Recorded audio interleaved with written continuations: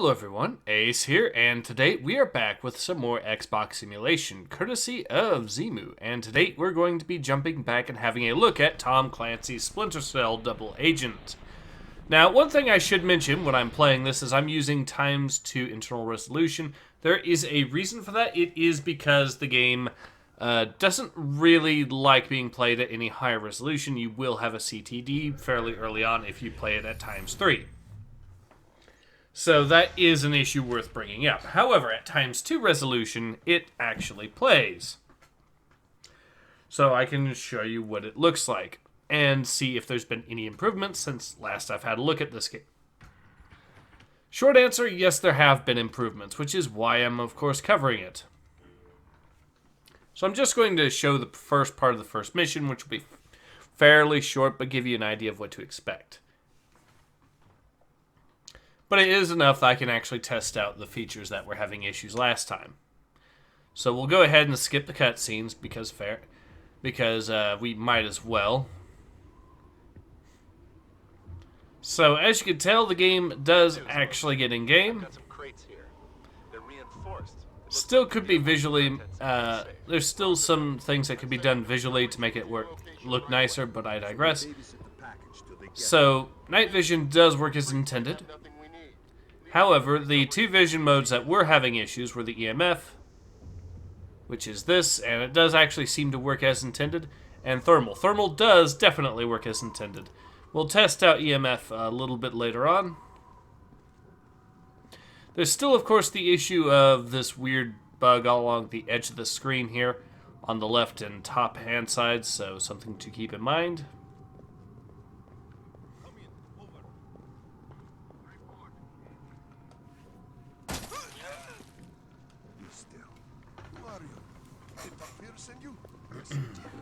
Good.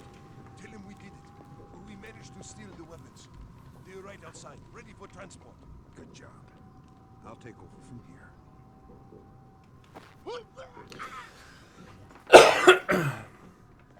So, is this in a playable state? It seems to be very much improved because the two issues we had before were, of course, thermal and EMF, and those are actually running as intended, or appear to be. I'll show you a little bit more as we get on further, but basically the EMF does seem to work, so.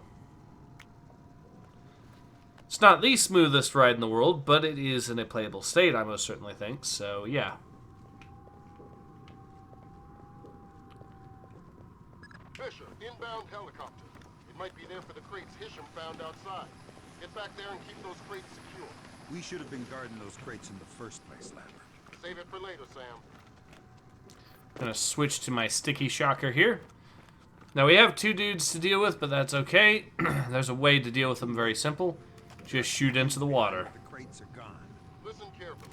Nicely done, Sam. Leave them there for the recovery team and make your way back to the factory. Do not kill them. The recovery team is still en route and they'll pick up the targets for interrogation.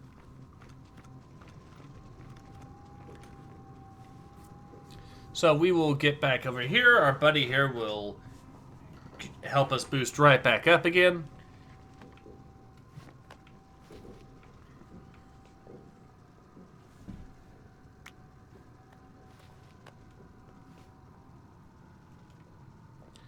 And now we can go ahead and deal with the next guy here, who should be fairly easy.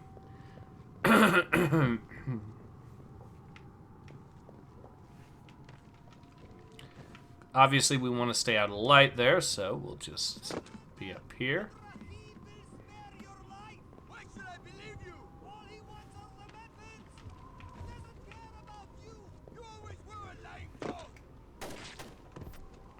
Stay here. Okay, Fisher.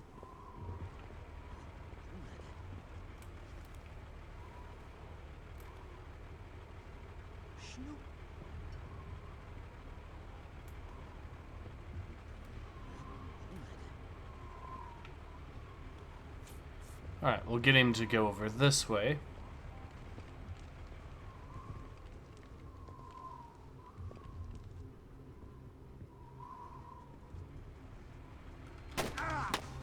And that could have went better, but okay. Fisher, come to my position. I was going to try interrogating him, but that didn't quite come to pass. But is the game in a playable state? I would say yes. He did get a beat off on me, but didn't exactly do a whole lot. I don't want to cramp Again, so I'll stay here. then again, this is just the normal difficulty, so...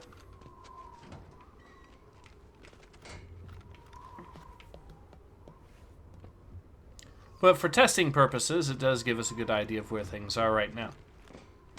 So we'll go ahead, have him help us over this. They think the weapons may have been stored in multiple locations around the plant as a precaution. And as we can see, Split up once you're the lights do actually show up on EMF, so that does in fact work. It's just there isn't a whole lot here to look at with EMF on this particular level. That's okay though.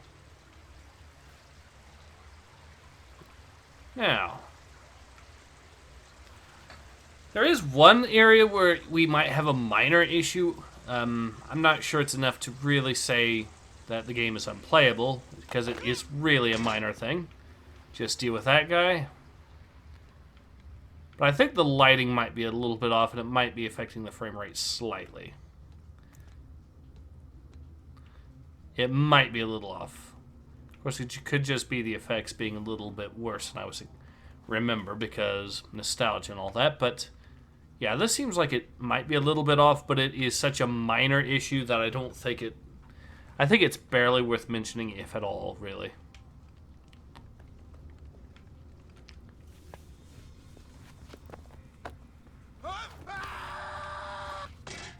And he's down.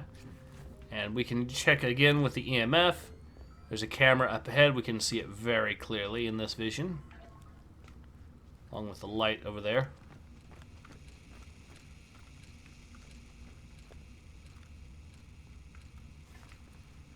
Couldn't see the ladder, but that, to be fair, is to be expected in either of those modes, so... and yeah, that should be the end of it, so we should be getting into the next part, although technically I'm going to just call it here.